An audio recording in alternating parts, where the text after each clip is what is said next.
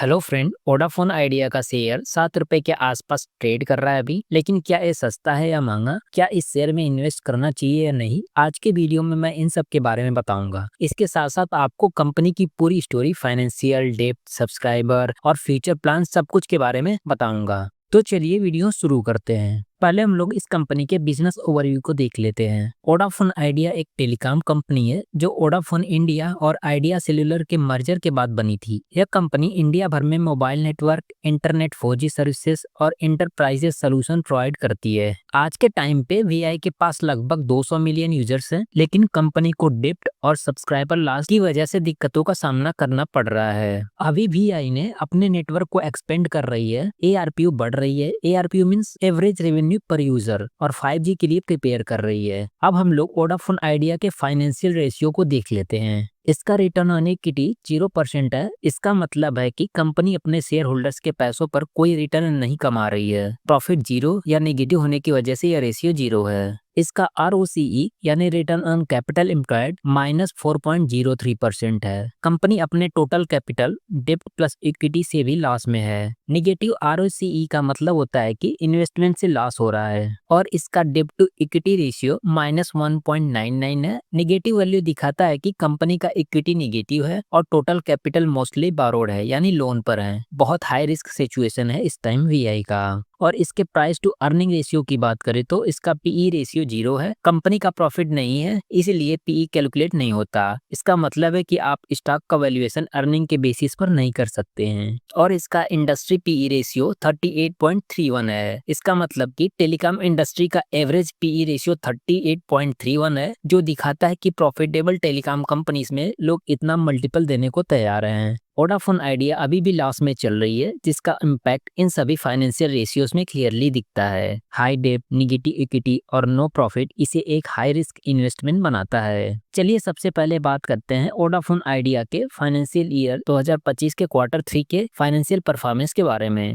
Company ने Q3 में 11,117 करोड़ का रेवेन्यू रिपोर्ट किया है, जो पिछले साल के 10,673 करोड़ से 4.16% ज्यादा है। EBITDA 4,712 करोड़ रहा, जो पिछले साल के 4,350 करोड़ से 8.32% ज्यादा है। और EBITDA मार्जिन 42.4% रहा है। नेट लॉस 6,609 करोड़ रहा, जो पिछले साल के 6,986 करोड़ से थोड़ा कम है। यह इम्प्रूवमेंट लार्जली ऑपरेटिंग इफिशियंसी और कास्ट कंट्रोल मेजर की वजह से हुआ है। अब हम लोग इसके सब्सक्राइबर एंड एआरपीयू ट्रेंड को देख लेते हैं। वोडाफोन आइडिया का टोटल सब्सक्राइबर बेस Q3 में 199.8 मिलियन रहा और 4G सब्सक्राइबर बेस 126 मिलियन रहा। कस्टमर एआरपीयू यानी एवरेज रेवेन्यू पर यूजर 127 रुपया रहा, जो फाइनेंशियल ईयर 2025 के Q2 के 166 करोड़ से 4.27% ज्यादा है। यह इंक्रीज टैरिफ हाइक्स और कस्टमर अपग्रेड की वजह से हुआ है। लेकिन कंपनी ने 5.2 मिलियन सब्सक्राइबर लॉस किए हैं, जो ड्यूल सिम कंसोलिडेशन और मार्केट शेयर लॉस की वजह से हुआ है। एआरपीयू मींस होता है एवरेज रेवेन्यू पर यूजर,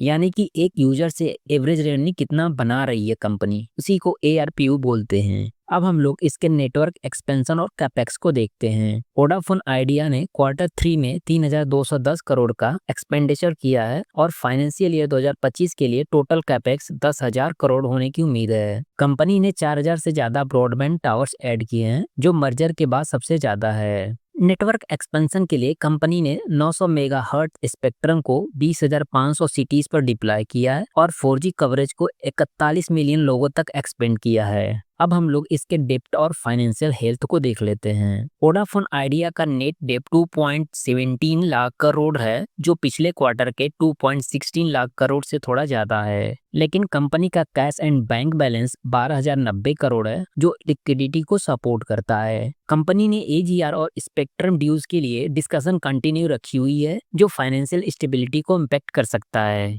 अब हम लोग इसके फंड रेजिंग अपडेट्स को देख लेते हैं। और वीआई ने रिसेंटली 20,000 करोड़ का फंड रेजिंग प्लान अनाउंस किया, जिसमें 18,000 करोड़ ऑलरेडी रेज हो चुके हैं वाया एफपीओ। इस फंडिंग का मेजर पोर्शन नेटवर्क अपग्रेड और 5G लॉन्च के लिए यूज होगा। अब हम लोग वोडाफोन आइडिया के future outlook and analyst prospective देख लेते हैं। एनालिस्ट के हिसाब से वोडाफोन आइडिया का प्रोस्पेक्टस इंप्रूव हो सकता है क्योंकि कंपटीशन थोड़ा ईज हो रहा है। जियो ने टैरिफ रेज किए हैं और स्पेक्ट्रम ऑक्शन कंप्लीट हो चुके हैं जो इंडस्ट्री को स्टेबलाइज कर रहा है। सिटी ने वोडाफोन आइडिया को बाय रेटिंग दी है और टारगेट प्राइस 23 सेट किया है जो 28 तक भी जा सकता है अगर कंपनी अपने फाइनेंशियल्स को इम्प्रूव करती है। अब हम लोग वोडाफोन आइडिया के फ्यूचर आउटलुक एंड रिस्क को देख लेते हैं। कंपनी ने 5G लॉन्च की प्लानिंग शुरू कर दी है और कई कई ट्रायल्स भी हो चुके हैं, लेकिन लार्ज स्केल लॉन्च के लिए और फंडिंग और स्ट्रेटेजिक पार्टनरशिप की जरूरत पड़ेगी। इसके रिस्क को देख लेते हैं। सब्सक्राइबर लॉस लगातार हो रहा है। जियो और एयरटेल के कंपैरिजन में ब्रांड परसेप्शन वीक है। डेप्ट प्रेशर लॉन्ग टर्म सस्टेनेबिलिटी को इम्पैक्ट कर सकता है। इसकी अपॉर्चुनिटीज की बात करें तो